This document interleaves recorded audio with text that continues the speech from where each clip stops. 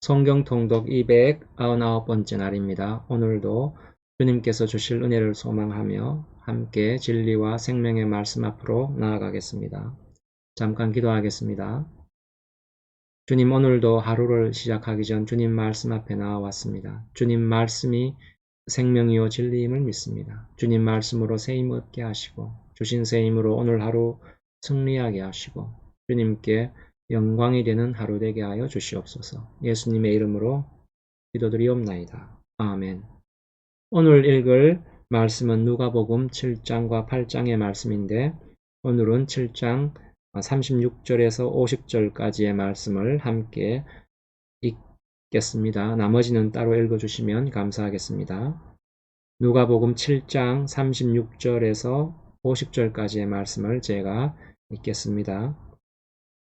한 바리새인이 예수께 자기와 함께 잡수시기를 청하니 이에 바리새인의 집에 들어가 앉으셨을 때에 그 동네에 죄를 지은 한 여자가 있어 예수께서 바리새인의 집에 앉아 계심을 알고 향유 담은 옥합을 가지고 와서 예수의 뒤로 그 발 곁에 서서 울며 눈물로 그 발을 적시고 자기 머리털로 닦고 그 발에 입 맞추고 향유를 부으니 예수를 청한 바리새인이 그것을 보고 마음에 이르기를 이 사람이 만일 선지자라면 자기를 만지는 이 여자가 누구며 어떠한 자 곧 죄인인 줄을 알았으리라 하거늘 예수께서 대답하여 이르시되 시몬아 내가 네게 이를 말이 있다 하시니 그가 이르되 선생님 말씀하소서 이르시되 빚주는 사람에게 빚진 자가 둘이 있어 하나는 500데나리온을 졌고 하나는 50데나리온을 졌는데 갚을 것이 없으므로 둘 다 탕감하여 주었으니 둘 중에 누가 그를 더 사랑하겠느냐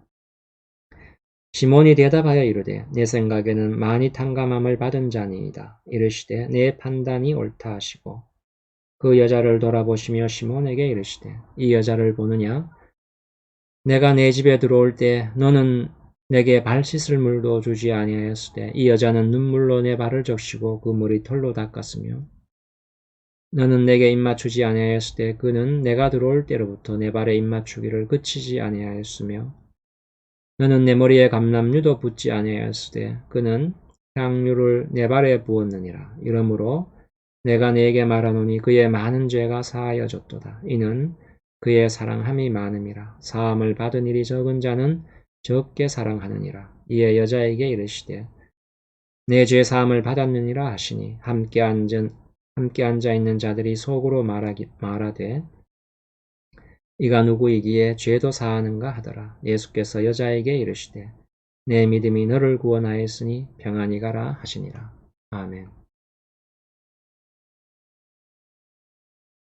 오늘 말씀은 예수님이 시몬이라는 바리새인의 집에 초대를 받아 식사하러 가셨을 때 일어난 일입니다.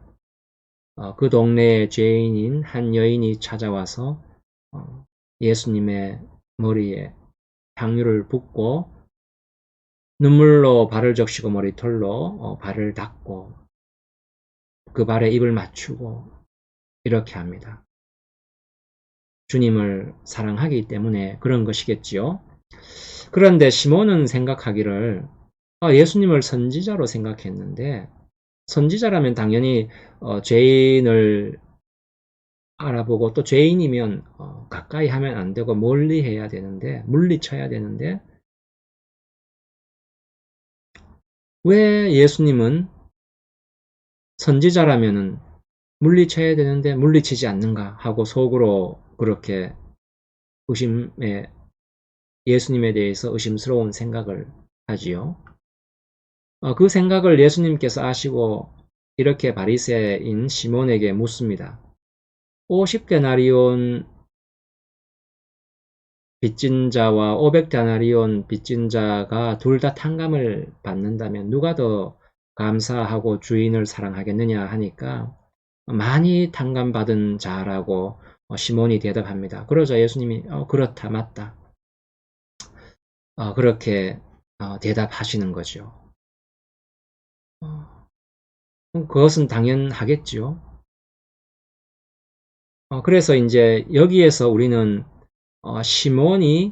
바리새인 시몬이 죄인을 바라보는 기준과 예수님이 죄 지은 여인을 바라보는 기준이 다름을 알 수 있습니다. 그러니까 바리새인 시몬이 죄 지은 여인을 바라보는 기준, 잣대는 뭐냐 하면은 옳으냐, 그르냐, 맞나, 틀리나, 의로우냐, 죄인이냐 하는 것이지요. 그리고 결국 정죄하는 대로 가게 됩니다. 예수님께서 죄 지은 여인을 바라보는 기준이 뭐냐 하면은 누가 더 예수님을 필요로 하는가입니다. 누가 더 용서를 필요로 하는가이지요. 그래서 결국 누가 더 예수님을 사랑하는가 하는 대로 이 사건을 끌고 갑니다. 예수님은 옳고 그름을 따지기 위해서 오신 것이 아니라 용서와 은혜를 필요로 하는 자를 위해서 온 것이라는 것이죠. 예수님이 찾는 사람도 더 큰 용서와 은혜를 필요로 하는 사람이라는 것입니다. 그래서 예수님께서도 이렇게 말씀하시죠. 47절 48절에서 이러므로 내가 네게 말하노니 그의 많은 죄가 사하여졌도다. 이는 그의 사랑함이 많음이라.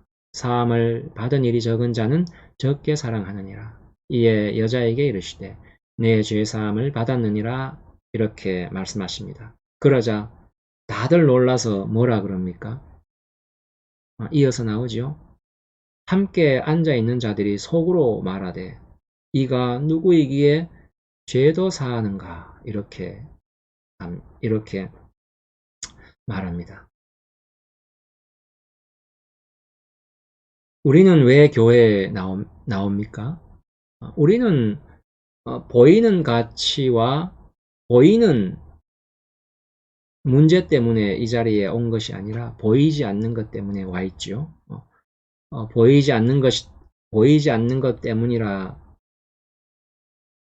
말한다고 해서 세상을 외면하거나 뭐 무책임해도 좋다는 그런 말을 하고자 하는 것은 결코 아닙니다. 인간이란 존재가 영적 존재임을 알게 되었다는 것이죠. 예수님을 만나는 바람에 알게 된 것이요. 인간이 영적인 존재라는 것을 말이죠. 예수님을 만나지 않았더라면 우리는 단지 하나의 물건에 불과했을 것입니다. 예수를 만난다는 것은 예수님을 메시아인 줄 아는 것만이 아니라 인간이란 어떤 존재인지를 아는 것까지를 포함하는 거죠. 즉, 인간이란 자기가 자기를 어찌할 수 없는 존재고 자기를 구원해 줄 메시아가 필요로 한 존재임을 아는 것입니다. 그래서 결국 이것이 죄사함의 문제로 가고, 그런데 이 사건이 참으로 어리둥절하게 끝납니다. 이렇게 끝나죠. 또 이어서 그러니까 50절에 예수께서 여자에게 이르시되 내 믿음이 너를 구원하였으니 평안히 가라 하시니라. 이렇게 끝납니다. 이 말씀이 아주 당혹스럽죠. 너무 당혹스러운 말입니다. 왜 당혹스럽습니까? 왜냐하면 이 여인은 죄 지은 여인이라고 하죠. 이 여인은 그 동네 사람인데 아마 창기였을 것입니다. 이거는 모든 학자들이 그렇게 판단하고 있습니다. 온 동네가 다 아는 여인이죠. 그래서 그 동네에서 온갖 멸시와 괄세를 받으며 살아야 했고 또 아무도 편들어 주지 않는 그런 존재였습니다. 예수님이 누구인지 알아보고 예수님 앞에 나와 눈물로 죄사함을 구하고 용서와 은혜를 구하고 그래서 죄사함을 받고 감사와 사랑을 본문에 나와 있듯이 그렇게 표현한 거지요. 그리고 예수님께서 여인에게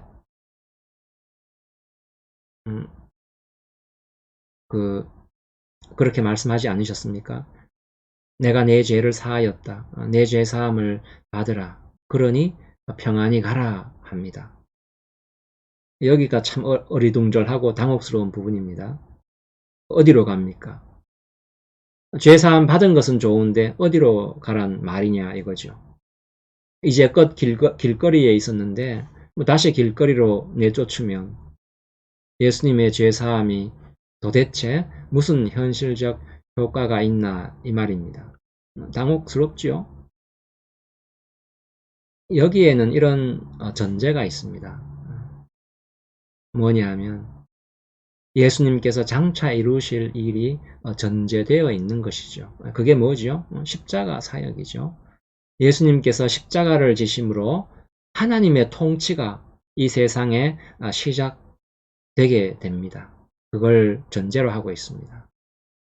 옳고 그름을 따지는 것보다, 그래서 정죄하는 것보다가 하나님의 은혜와 용서가 실현되는 일인 것이죠.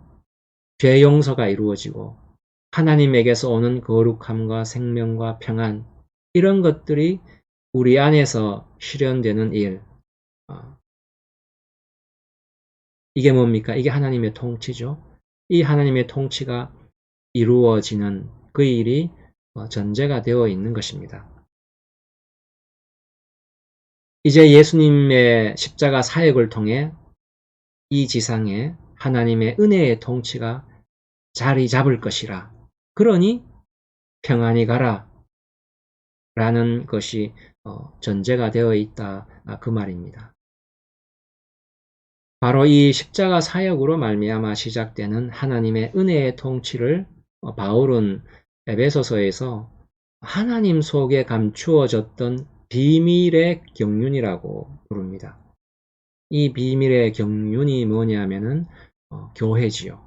에베소서 3장 8절 이하의 말씀을 제가 읽어보면 모든 성도 중에 지극히 작은 자보다 더 작은 나에게 이 은혜를 주신 것은 측량할 수 없는 그리스도의 풍성함을 이방인에게 전하게 하시고 영원부터 만물을 창조하신 하나님 속에 감추어졌던 비밀의 경륜이 어떠한 것을 드러내게 하려 하심이라. 이는 이제 교회로 말미암아 하늘에 있는 통치자들과 권세들에게 하나님의 각종 지혜를 알게 하려 하심이니 곧 영원부터 우리 주 예수 그리스도 안에서 예정하신 뜻대로 하신 것이라. 이렇게 바울이 말하고 있습니다. 예수님 안에 있는 하나님의 비밀의 경륜이라고 하는데 여기서 비밀이란 뭐 감추어져 있다 그런 뜻이라기보다는 신비하다라는 뜻에 가깝습니다. 신비한 하나님의 경륜, 하나님의 지혜, 하나님의 약속, 하나님의 계획을 말하는 것이죠. 이게 뭐냐 하면은 이겁니다. 예전에는 이스라엘 민족만이 하나님의 백성이었는데 이제는 하나님의 무한하신 자비와 은혜로 말미암아 예수 그리스도로 말미암아 이방이 이스라엘과 함께 하나님의 자녀가 되는 것이죠.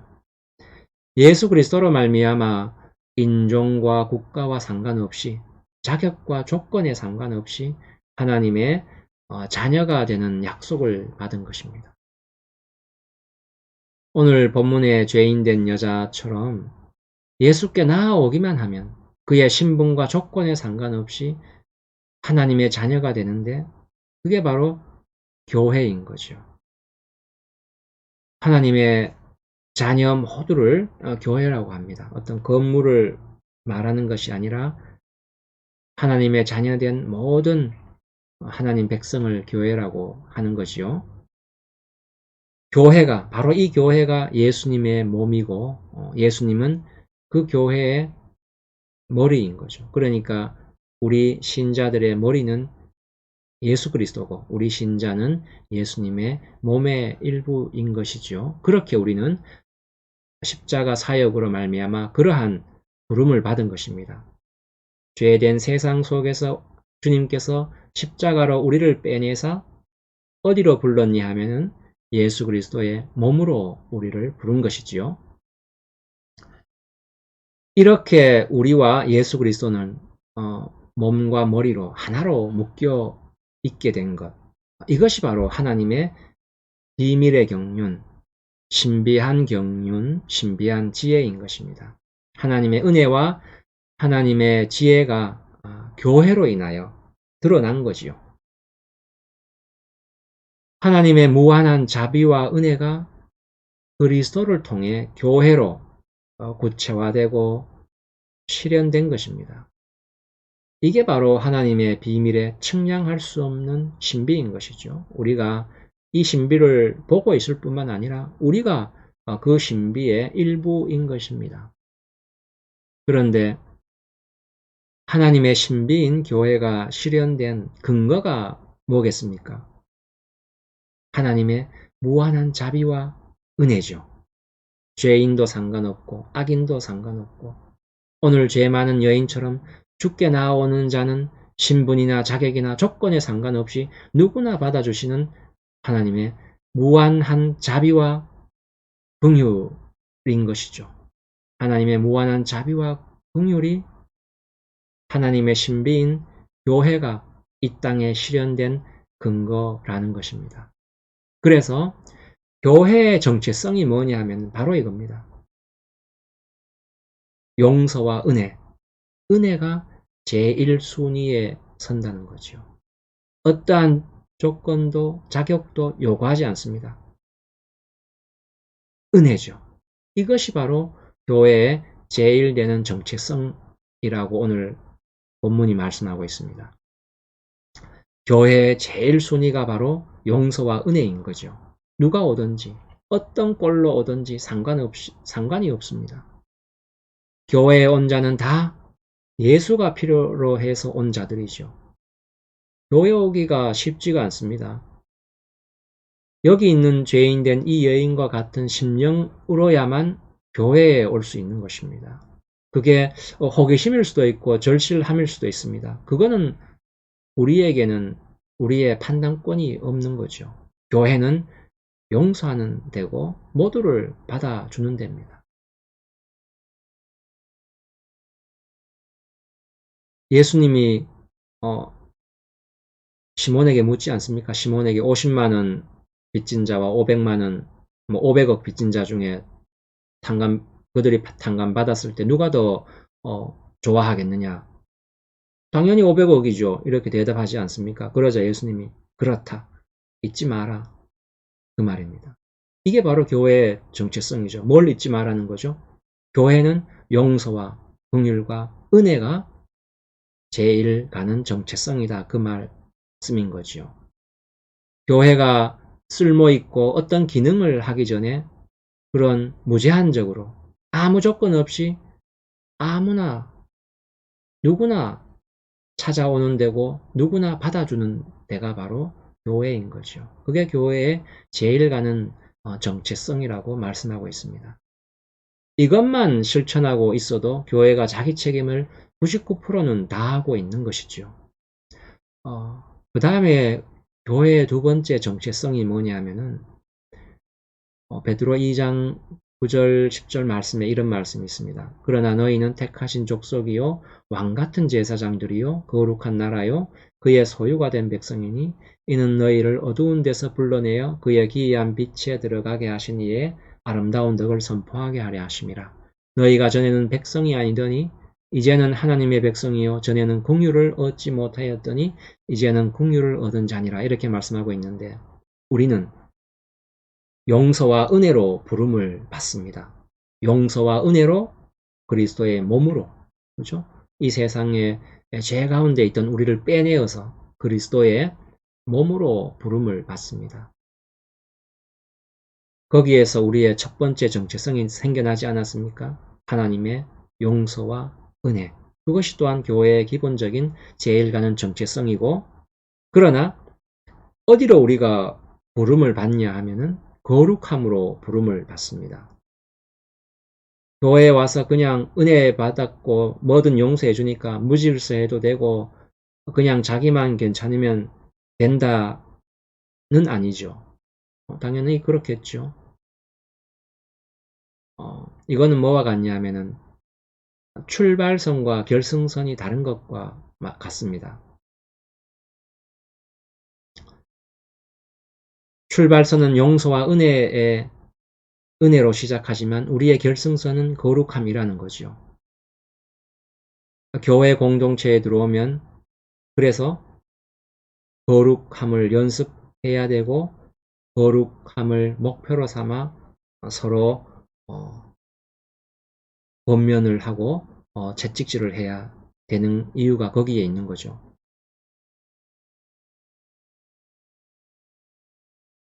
그러나 제일 중요한 것은 아까도 말씀드렸지만은 그 거룩함이 조건은 아니죠. 거룩함은 출발점이 아니라 결승점이고 언제나 출발점은 용서와 은혜라는 것입니다. 끝없는 용서와 끝없는 은혜인 거죠. 그게 교회에 제일 가는 정체성이라고 지금 오늘 말씀이 말씀하고 있는 것입니다. 그러나 결승선으로 가야 된다는 거죠. 목적지로 가야 된다는 거죠. 우리는 보통 이 둘을 자주 혼동합니다. 뒤섞어 쓰지요. 우리가 교회 안에서 신앙생활을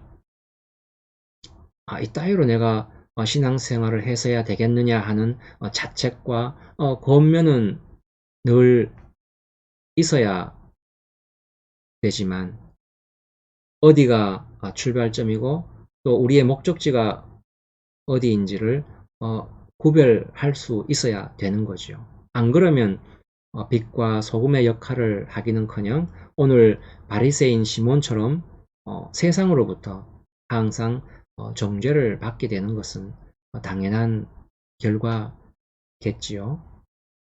그래서 골로새서 3장 9절 이하에서 바울은 이렇게 말하고 있습니다. 너희가 서로 거짓말을 하지 말라. 옛사람과 그 행위를 벗어버리고 새 사람을 입었으니 이는 자기를 창조하신 이의 형상을 따라 지식에까지 새롭게 하심을 입은 자니라. 거기에는 헬라인이나 유대인이나 할레파나 무할레파나 야만인이나 스구디아인이나 종이나 자유인이 차별이 있을 수 없나니 오직 그리스도는 만유시요 만유 안에 계시니라. 이렇게 말씀하고 있습니다.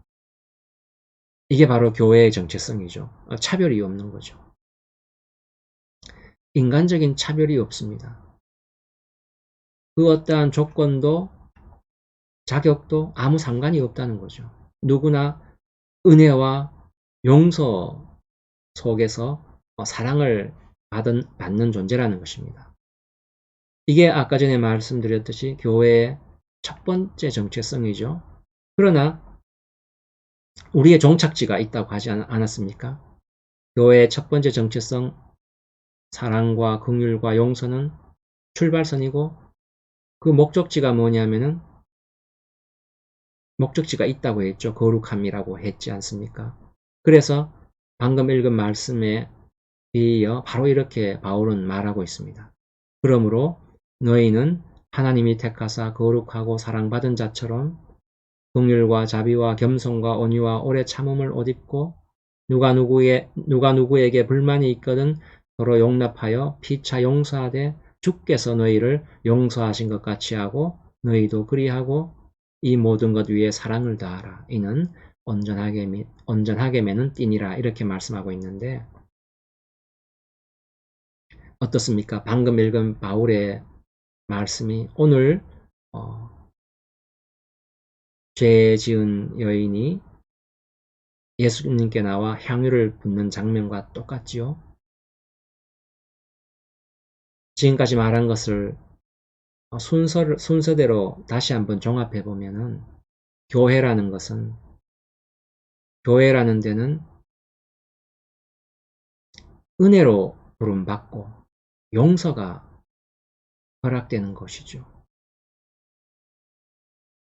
사랑을 받도록 되어 있습니다. 자격과 조건에 상관없이 은혜를 받을 자격이 있는 것이죠. 사랑을 받도록 되어 있다는 것입니다. 그런데 이것이 어디로 끌고 갑니까? 우리를 은혜와 사랑으로 부르신 이를 닮도록 우리는 부름을 받고 있죠. 그리로 우리를 끌고 가고 있고 그것을 목적지로 우리에게 제시하고 있는 것이죠. 교회가 어떠한 실천을 해야 한다고 성경이 얘기할 때 기능적인 것은 대단히 적습니다. 모두가 성품적인 것인데 그것이 가장 최우선하고 있습니다.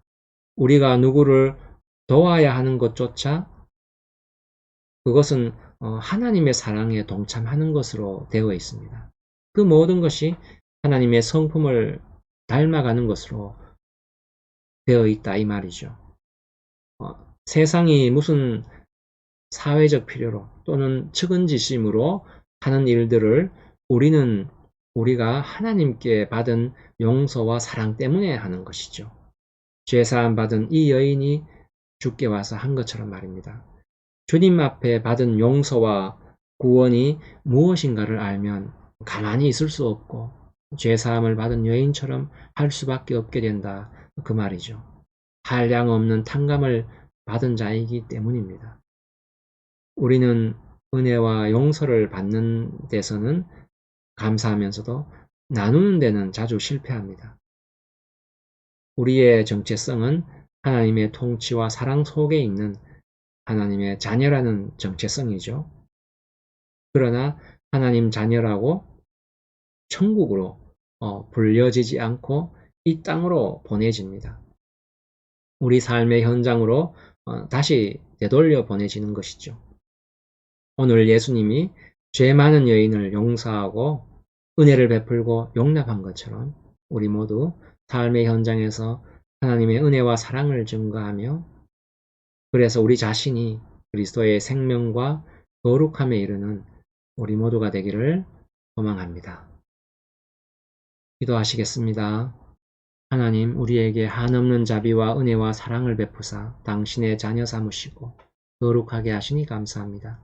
우리가 이제 하나님의 한량없는 용서하심과 사랑하심의 은혜를 입었으니 우리도 예수님처럼 은혜와 사랑을 베푸는 자 되게 하여 주시옵소서.